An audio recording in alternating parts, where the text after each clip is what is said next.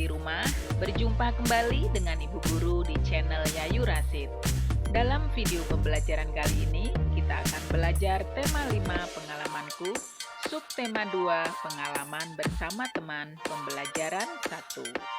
Sebelum dimulai, jangan lupa berdoa terlebih dahulu ya, supaya kalian dapat mengikuti pembelajaran dengan baik.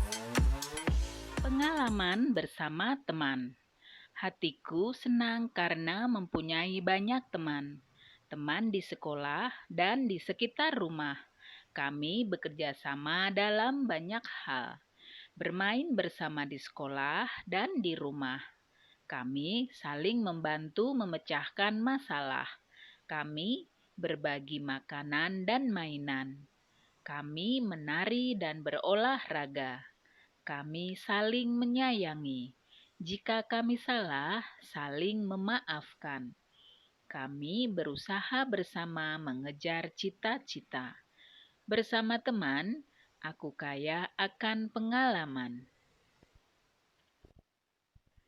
Dayu dan teman-teman merasa senang. Mereka akan belajar menari. Ini merupakan pengalaman baru Dayu dan teman-teman. Mereka akan belajar menari dari gerak tumbuhan. Bagaimana cara menari dengan gerak tumbuhan? Gerak tumbuhan adalah gerakan yang dilakukan dengan cara meniru gerak pada tumbuhan. Tumbuhan ada yang besar, kecil, tinggi, dan rendah. Tumbuhan tidak dapat berpindah, namun dapat bergerak jika dihinggapi kumbang atau ditiup angin dan karena cahaya. Bunga tumbuhan menguncup lalu mengembang. Tangkainya berayun-ayun jika dihinggapi kumbang. Tumbuhan bergerak miring jika ada angin besar. Contohnya, gerakan daun kelapa yang terkena hembusan angin. Nah, berikut ini Benny dan teman-teman mencoba gerakan tumbuhan. Gerakan yang pertama adalah tumbuhan rendah. Nah, gerakannya adalah lutut ditekukan, badan tegak, dan kedua tangan lurus ke bawah. Kemudian ada gerakan tumbuhan tinggi. Badan tegak berdiri dan kedua tangan ke atas. Kemudian berikutnya adalah gerakan bertangkai lebar. Berdiri tegak dan rentangkan tangan ke samping. Selanjutnya adalah gerakan tangkai berayun-ayun. Caranya, angkat bahu dengan lengan yang sejajar, lalu kedua tangan diayun-ayunkan. Berikutnya ada gerakan menjulang ditiup angin. Cara bergeraknya adalah berdiri tegak, kedua tangan ke atas, dan diayunkan ke samping kanan dan kiri, seperti pohon yang tertiup angin. Gerakan yang terakhir yaitu menguncup. Angkat kedua bahu, dekatkan dengan kepala, atau seperti sikap membungkuk. Nah, anak-anak, itulah contoh gerakan-gerakan menirukan gerak tumbuhan. Nah, anak-anak boleh diperagakan di rumah ya. Kalian buat video, lalu kirim ke bapak atau ibu guru kalian. Ini adalah tugas yang ke-1. Ibu guru mencontohkan gerakan tanaman. Gerakan ibu guru terlihat luas. Gerakan anak-anak banyak yang lucu. Ini pengalaman mereka pertama kali menari gerakan tumbuhan. Mereka memperagakan gerakan pohon kelapa tertiup angin. Udin tidak sengaja menyenggol bahu Edo. Udin berkata, "Maaf, Edo, saya tidak sengaja. Edo tersenyum lalu berkata, "Tidak apa-apa, Udin." Edo dan Udin kembali mencoba gerakan pohon kelapa. Nah, anak-anak, apa yang sedang dilakukan oleh Udin dan kawan-kawan? Iya, benar. Mereka sedang menari mengikuti gerakan tumbuhan. Apa yang terjadi dengan Udin dan Edo?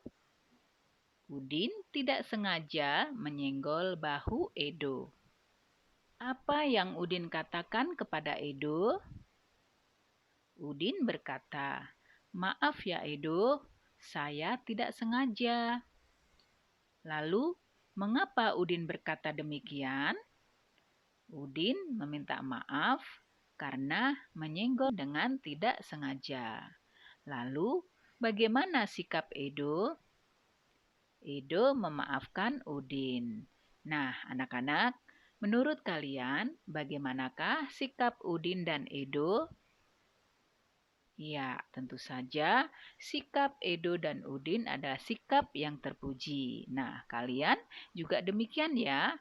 Jika kalian melakukan kesalahan, maka harus meminta maaf.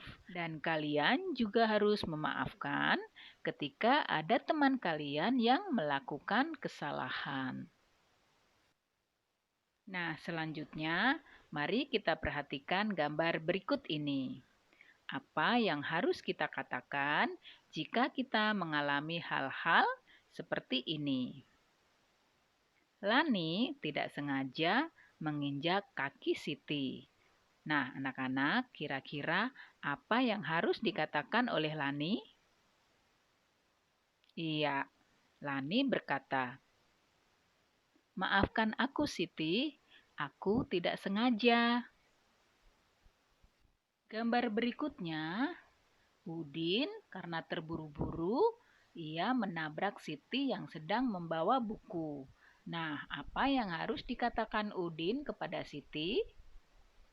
Udin berkata, "Maaf Siti, aku tidak sengaja menjatuhkan bukumu. Sini aku bantu mengambil bukumu ya." Gambar berikutnya adalah Edo tidak sengaja menyenggol Udin yang sedang minum, sehingga minuman Udin jatuh dan tumpah. Apa yang harus dikatakan Edo kepada Udin? Edo berkata, "Maaf Udin, aku tidak sengaja. Mari aku bantu mengelap airnya ya."